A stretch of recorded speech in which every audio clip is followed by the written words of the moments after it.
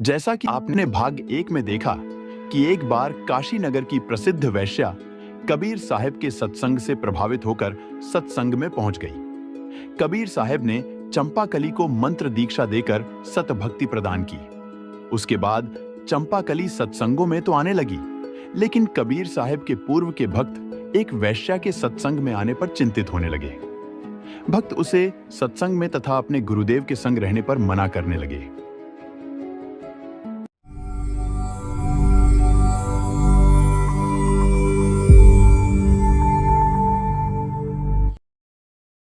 कुछ दिन बाद पुराने भक्तों में चंपाकली से संबंधित समस्या होने लगी। पुराने भक्तों में अंदर ही अंदर चंपाकली को लेकर अनबन चलने लगी। भाई ये चंपाकली तो आजकल ज्यादा ही सत्संगों में आने लग गई है। हाँ भाई, और सबसे आगे आकर बैठती है। न जाने लोग क्या सोचते होंगे। हाँ सही कहा तूने, गुरुजी का नाम बदनाम होता होगा। ऐसे ऐसे लोग जो आज सत्संगों में आने लगे हैं। इसका कुछ करना पड़ेगा। क्या ही करे भाई, गुरुजी ने इसे दीक्षा जो दे दी। हाँ वो बात तो है, लेकिन ऐसे में हम लोगों की थोड़ी सुनते रहेंगे। एक काम करते हैं, ये जिस भी भाई के घर सत्संग में आए उसे वही मना कर देंगे तो अपने आप रुक जाएगी। हाँ ये सही रहेगा। ऐसे कोई भी इसे अपने घर मत आने देना।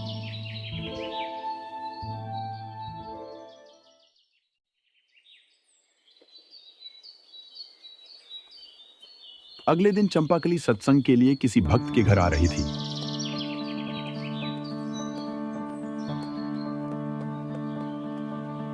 रुको, यहाँ हमारे गुरुदेव के सत्संगों में मत आया करो, गुरुदेव की निंदा होती है। हाँ, अपने घर ही रहा करो, हमारे घर मत आया कर। तुम्हारे कारण हमें लोग गुरुजी के बारे में ओछा भला बोलते हैं। चंपाकली को बहुत दुख हुआ, क्योंकि अब चंपाकली का इस दुनिया में एक ही सहारा था।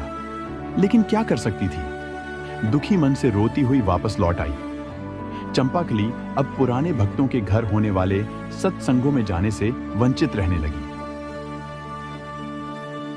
एक दिन कबीर साहब चंपाकली के घर से कुछ दूर वृक्ष के नीचे कुछ भक्तों को प्रवचन सुना रहे थे। चंपाकली वहां पहुंच गई, पीछे जाकर बैठ गई। सत्संग पूरा होने के बाद वह कबीर साहब के पास आई और रोने लगी। क्या हुआ बेटी, कोई कष्ट आ गया क्या? हे भगवान, आपके होते हुए मुझे क्या कष्ट आ सकते हैं, लेकिन आपका ये अमृत ज्ञान मेरे नसीब नहीं लगता। क्यों, क्या हुआ?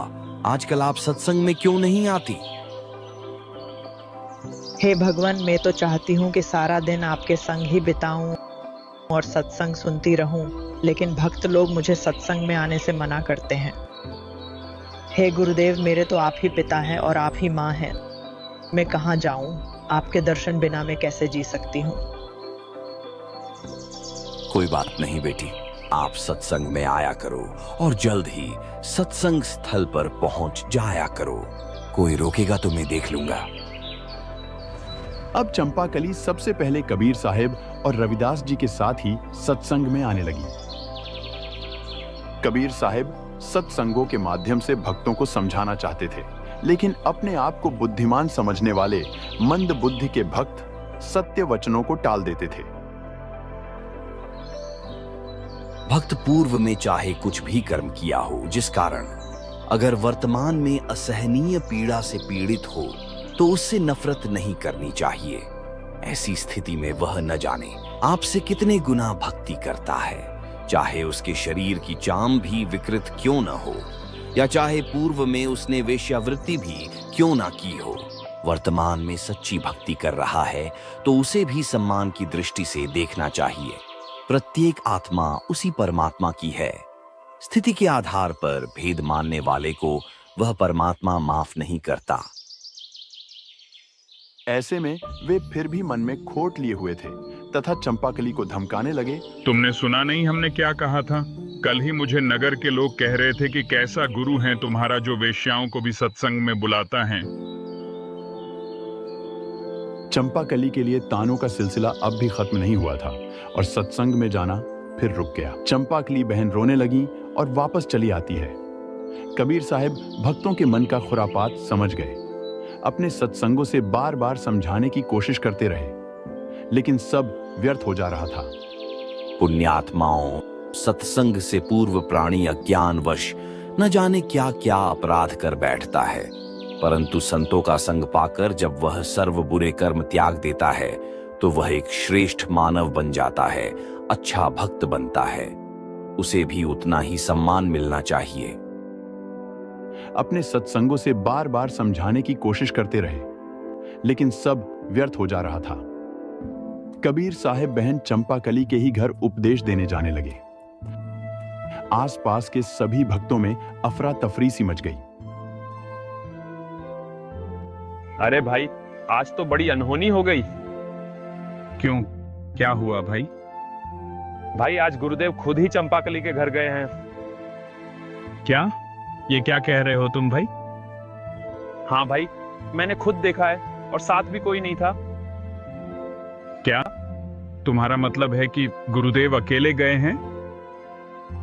हाँ भाई, अगर कोई सत्संग भी होता तो रविदास जी और अन्य भक्त भी साथ जाते। अब भगवान जाने क्या होगा। नहीं भाई, तुम्हें कोई गलत फहमी हुई है। चल हम देख कर आते हैं।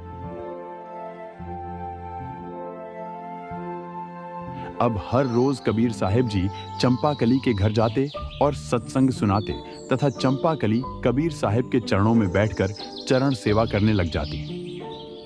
दोनों भक्त चंपाकली के घर की ओर जाते हैं। कबीर साहब घर के दरवाजे के सामने पूरा दरवाजा खोलकर चारपाई पर बैठे थे और चंपाकली जमीन पर बैठे चरण दबा रही थी। दोनों भक्त रास्ते से जाते हुए देखते देखते आगे निकल गए। अरे भाई, ये तो बिल्कुल सही है। गुरुदेव तो यही है। दोनों वापस आकर सभी को बताने लगे। अरे हमें तो पहले ही दिखाई दे रहा था, जब सत्संगों में ही ऐसे लोग जाएंगे तो ऐसा ही होगा।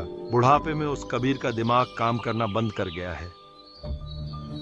कबीर साहब के भक्त अब कहीं के नहीं रहे और गुरुदेव में दोष देखने लगे। यह बात आग की तरह पूरे नगर में फैल गई। उधर कबीर साहब शाम होते ही चंपाकली के घर चले जाते और मुख्य दरवाजा खोलकर बैठ जाते। कुछ दिन ऐसा ही चलता रहा। अकेले कबीर साहब और चंपाकली तथा कभी कभार रविदास जी भी पहुंच जाते। अन्य कोई भी भक्त सत्संग में नहीं जाता। भाई भक्त रविदास, कोई भी भक्त सत्संग सुनने क्यों नहीं आ रहा है? मैं क्या बताऊं भगवान, आपकी लीला आप ही जानो।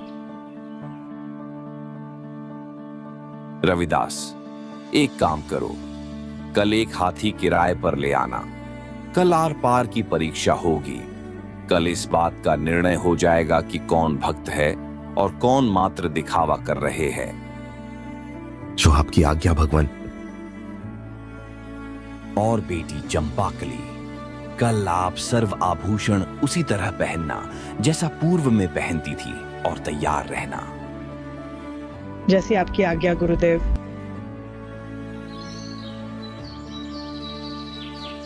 अगले दिन सुबह रविदास जी किराए पर एक हाथी ले आए। उधर बहन चंपाकली सर्व सुसज्जित आभूषण पहनकर तैयार हो गई। कबीर साहब, भक्त रविदास और चंपाकली तीनों हाथी पर बैठ गए। भक्त जी, हाथी को पूरे नगर में घुमा दो। आज हमारा हाथी किसी की नजर से बचना नहीं चाहिए। कबीर का करम पूरी काशी के लोग देख ले, ऐसा करो। ठीक है गुरुदेव। कबीर साहब ने एक हाथ बहन चंपाकली के कंधे पर रख लिया और दूसरे हाथ में एक बोतल में गंगा जल भर लिया, जैसे शराब की बोतल हो। रविदास जी ने हाथी काशी नगर के बीच से निकालना शुरू कर दिया। सभी देखने वाले अचंभित थे। अरे ये क्या हो रहा है? इस मूर्ख को तनिक भी शर्म नहीं है। बुढ़ापे में सदमा खा गया है क्या? अरे यह कई दिनों से ऐसे कारनामे कर रहा है, लेकिन आज तो इसने सारी हद ही पार कर दी। काशी का प्रत्येक व्यक्ति कबीर साहब को गालियां देने लगा। लाओ इसके भक्तों को, दिखाओ उन्हें भी इस जुल्मी के कारनामे। भाई, मैंने तो कई दिन पहले ही इसकी भक्ति छोड़ दी थी। उधर सभी भक्त भी कबीर साहब को उलाहना देने लगे। भाई मैं तो 1-2 बार गया था इसकी सत्संग में, मैं नहीं जाता अब।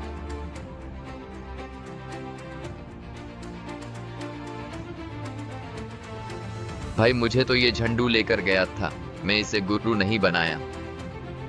अरे इसने तो सभी को लज्जित कर दिया। बहन बेटियां देखेगी तो क्या सोचेगी। ऐसे करके कबीर साहब के लगभग 64 लाख शिष्यों ने कबीर साहब की दीक्षा त्याग दी। गरीब दास जी ने अपनी वाणी में कहा है, भड़वा भड़वा सबका कोई न जाने खोज, गरीब दास यो कबीर क्रम बाटत शिर का बोझ।